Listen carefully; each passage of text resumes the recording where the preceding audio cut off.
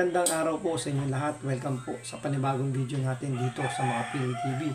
Ngayon ito, pagkwentuhan lang po natin at bigyan na po natin ng reaction po itong video ni Sir Mike Abe. So shoutout po Sir Mike Abe. Hihiram lang po kami ng video po sa inyo. So bigyan lang po natin ng konting comments o reaction itong video ni Sir Mike Abe patungkol dito sa pagpuri o yung sabihin natin binigyan ng thumbs up ni Leni Robredo si Bongbong Marcos patungkol dito sa paghawak niya sa issue ng West Philippine Sea. So bago po natin simulan yung topic na yan, kung hindi ka pa nakasubscribe sa Makapili TV, bakit pwede naman pakipindot yung subscribe button.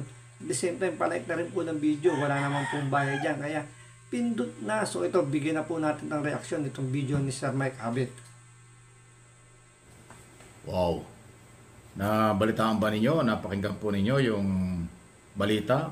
May statement, may sinabi si Attorney Leni Robredo, dating Vice President ng bansa, okay? Na nagsasabing nasa tamang landas, tamang direksyon ang ating gobyerno under President Ferdinand Marcos Jr. Ayan o.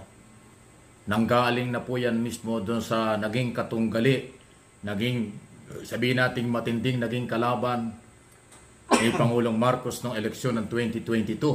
Pero dahil maganda ang ginagawa ni Pangulong Marcos sa independent foreign policy, national security, food security, at yung tungkol sa ekonomiya ng bansa, ayan ang sinasabi ngayon. Ulitin ko, nasa tamang landas at direksyon ang gobyerno under ni President Marcos ayon sa former Vice President Leni Robredo. Mabuhay.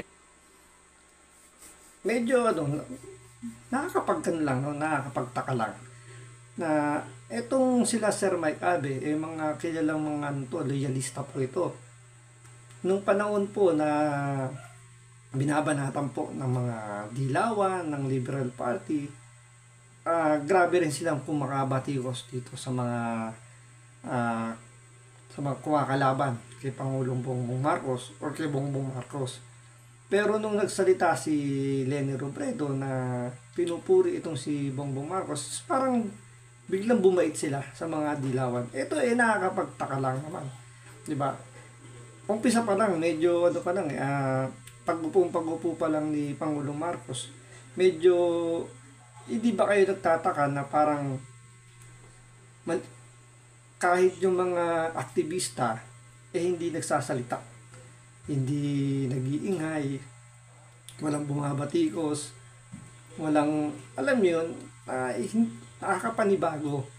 Dahil nung panahon na si Bongbong Marcos nasa Senado, kung siya ay senador pa, ang iingay ng mga to, na panayang, yung mga yung mga dilawan, yung mga aktivista na yan, sabihin natin mga anti-Marcos, na napakaiingay nila, na talagang halos yurakan nila, balakurain nila, bardagulin nila ang mga Marcos. Pero ngayon na parang iba na yung ihip ng hangin, na parang sila suportado nila ngayon si Bongbong Marcos, kasi nga wala kayong maririnig na anong batikos sa administrasyong Marcos. Considering Marcos po wala pong kinalaman yung kumbaga doon muna tayo sa pagiging Marcos po nila. So andyan yung araw-araw na maingay nila tungkol sa martial law, sa human rights, sa mga korupsyon. Pero ngayon talagang napakatahimik ng mga dilawan. Ngayon nga, di ba, pinupuri pa, sabi nga ni Sir Mike Abe,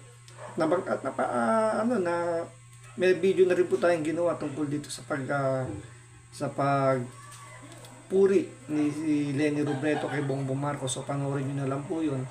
So yun nga, biglang parang bumait yung mga dating kalaban sa politika nito ni Bongbong Marcos. So itong mga supporter, mga loyalista ni Bongbong Marcos, parang ano na nangyari? At parang nakalimutan nyo na. Hindi naman natin sa sinasabi na magtalim tayo ng sama ng loob, ng galit dito sa mga kumakalaban sa mga Marcos. Pero hindi ba kayo nagtataka na parang ang bait-bait ngayon ng mga dilawan, ng mga aktivista, at kayong mga loyalista naman, parang paniwalang-paniwala na kagad. Siguro dahil pinuri nga na, sabihin natin, gaya nga sinabi ni Sara Mike Abe, dahil ang pumuri ay mga dating kalaban ni Bongbong Marcos, siguro tama nga yung kanilang tama yung kanilang ah, tama yung diskarte na ginagawa nga ni Pangulong Bongbong Marcos. Pero kaya nga ng tanong ko rin dun sa unang video natin tungkol sa pagpuri ni Madam Leni, tama ba na wina-water cannon ang ating mga barko sa West Philippine Sea? Tama ba na halos isubo na tayo sa gera ng ginagawang policy ni Bongbong Marcos? Di ba? Doon pa lang parang natutuwa pa tayo na dahil sa ipinaglalaban, di umano, or piniplex daw ni Pangulong Bongbong Marcos yung arbitral ruling na yan, is parang nakalimutan na lahat ng mga loyalista, ng mga supporter ni Bongbong Marcos, yung mga pinagagawa ng mga dilawan, ng mga aktivista. So, ang sa akin lang naman, parang real talk, di ba? Real talk.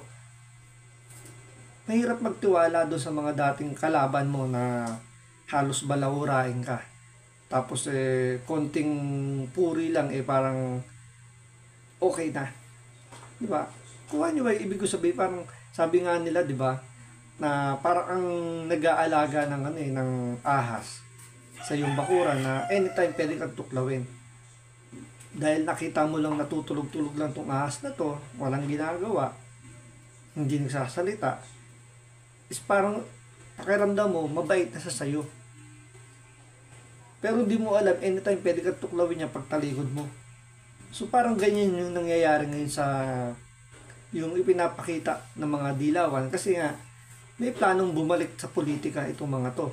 Sabi nga nila posible pang araw na makipag-alyansa ang partidong tinatayo ngayon ng mga dilawan, kasi parang tinatalikuran na nila yung Liberal Party dahil nga basang-basa na yung papel nila. So dahil nga naramdaman nila nung mga nakaraang eleksyon, wala nang naniniwala sa Liberal Party. Kaya nga si Madam Leni, di ba, nagtayo na sarili niyang partido at tinawag nilang pinklawan sila. From dilaw, nagpalit sila ng kulay na pink. So ngayon, mukhang magpapalitan naman sila ng kulay. So yun yung aabangan natin kung anong kulay na naman yung ibabandera nitong mga dating dilawan at pinklawan para lang makabalik sa politika. At ito nga, nagparamdam na rin si Madam Leni. Siyempre, kahit sabihin natin napakaikli lang nung bintawan niya salita doon, medyo malaking impact yun dahil galing yun mismo sa number one critical, number one na kalaban sa politika ni Bongbong Marcos, particular doon sa vice presidential ball tsaka nitong presidential ball, talagang halos yurakan nito yung pagkatao ng mga Marcos. Pero ngayon pumupuri na. So ibig sabihin may ibang agenda may ibang pinaplano itong mga dilawan para lang makabalik. So kaya nilang lunukin yung kanilang prinsipyo na sila anti-Marcos para lang makabalik sa politika, pupurihin nila. Yung nga lang, ginagamit din nila yung issue ng West Philippine Sea, nasa kanila rin nanggaling yung problema na yan. Tandaan nyo, panahon ni Pinoy nangyari yung standoff. Doon po nawala yung West Philippine Sea natin. Sa panahon din ni Pinoy, isinampa yung arbitral ruling na yan. At sa panahon na ni Pangulong ni Duterte, parang ibinaba, or sabihin natin, hindi, panahon ni Pangulong Duterte nga tama, yung ibinaba yung ruling na sinasabing nanalo raw yung Pilipinas dun sa pinag-aagawang teritoryo. Pero gaya nga ng sinasabi natin, kung pagbabasihan natin yung sinabi ni Sasrugando Sasot, na wala namang sinabi dun sa ruling ng UN atin yung undisputed area. Yun, ang pagkakaintindi ko nga dun, sinasabi lang naman doon na hindi katanggap-tanggap o walang kumbaga hindi valid yung kiniklaim ng China yung 9-dash line. So yun yung pinaka sinasabi nung ruling. Pero yun nga, yung ang sinasabi nila rito, pinalalabas nila na nanalo nga raw yung Pilipinas dun sa ruling. Pero ang pinakaunang tanong nga dyan ni Pangulong Duterte, sino magi-implement o paano ipa-implement yung ruling na yun? Kasi hindi naman pwedeng tulad yan, sinabi na ni Pangulong Duterte na tayo nga yung nanalo doon sa ruling. Eh, ang sagot ng China, hindi nila in-honor. O, so anong gagawin natin? Sino magpapatupad para sabihin sa China, umalis sila doon sa mga pinatuyo nilang isla doon sa West Philippine Sea. So, yun yung pinaka-main problem doon. Wala namang problema na igiit ni Pangulong Duterte yung ruling na yun. Eh, ang tanong, sino? Sino yung mag-i-implement? So, nakakabahala lang itong diskarte ng mga dilawan na para mapagtakpan yung ginawa nilang problema sa West Philippine Sea, ipupuri nila ngayon kay Bongbong Marcos. Parang lumalabas, di ba? Parang two birds in one stone to. Pinuri nila si Marcos, at the same time, niyaano nila yung kanilang nagawa, di umano, yung nagawa nilang accomplishment na iakyat sa UN, arbitral ruling yung issue ng West Philippine Sea. Lenny, at nakita mo ito.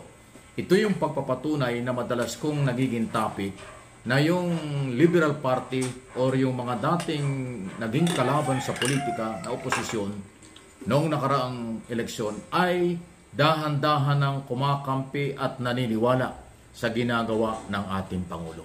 Yan po. Naniniwala ba kayo doon na dahan-dahan daw kumakampi dahil naniniwala raw kay Bongbong Marcos? Sa akin, mahirap paniwalaan yung sinasabi na dahan-dahan ng kumakampi dahil naniniwala kay Bongbong Marcos. Kaya sila kumakampi para sa akin, personal opinion. Kaya sila nagsasalita ng magaganda ngayon patungkol kay Bongbong Marcos. Siyempre, nasa kanya yung makinarya ng eleksyon ngayon. Siyempre, administrasyon siya. Lahat ng resources nasa kanya. Malakas yung pwersa, siyempre, administrasyon yan. So, ikikerry yan ng buong administrasyon kapag nagpatawag si Marcos ng rally at sumama siya. Ibig sabihin, maraming tao pupunta. So, mabibitbit. So, yun yung gagamitin ng mga liberal party, ng mga dilawan, tinklawan, para makabalik sila. Eventually, sigurado yan, after manalo, sabihin natin, makachamba, nakabalik yung mga dilawan na yan, sigurado yan. Parang babalik at babalik, mga agat yan. Sigurado yan. Sinabi ko nga sa inyo, parang ahas yan na anytime tutuklawin na lang si Pangulong Marcos once makabalik yung mga yan. Kumbaga, yan parang sinasabi na nila, gamitan lang naman yan Di ba? Kung ano yung magiging beneficial sa kanila, susunggaban nila para lang makabalik sila sa pwesto. Ang constructive o grupo na naiintindihan ang kanilang papel o kanilang responsibilidad sa bayan. Hindi ko mo oposisyon, puro batikos, hindi po tama yun. Kasi sa part ng demokrasya, kailangan ng oposisyon. Pero ang constructive idea, constructive criticism, yan po ay tanggap ng gobyerno. Katulad nito. So yun, base rito kay Sir Mike Abe, parang kahit siya, paniwalang-paniwala na sa sinasabi ng mga dilawan na talagang, kumbaga yung pagpuri ng mga dilawan dito kay Bongbong Marcos, natutuwa itong mga itong mga loyalista, mga Marcos supporter. Sana lang na maisip ninyo na iba magdaro ng politika ang mga dilawan at ang dilawan. Parang isa pa yan, parang may hawak na time bomb na hindi mo alam or anytime pwede yan sumabog. Tandaan po ninyo, kapag ang mga dilawan nakabalik sa politika, hindi magdadalawang isip yan na kagatin o banggain si Pangulong Bongbong Marcos. Tandaan po ninyo yan. So hanggang dito lang po muna. So maraming salamat po sa panonood. Ingat po kayo lagi.